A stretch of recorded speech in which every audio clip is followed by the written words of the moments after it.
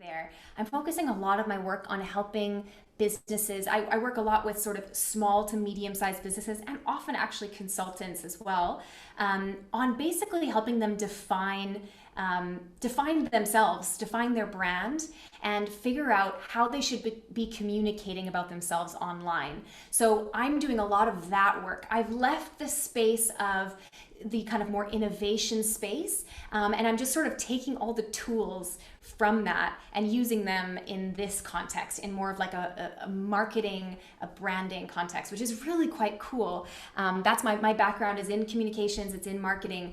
So I'm kind of taking those and playing with those tools. I absolutely adore workshops though, so I think I'll never stop doing them.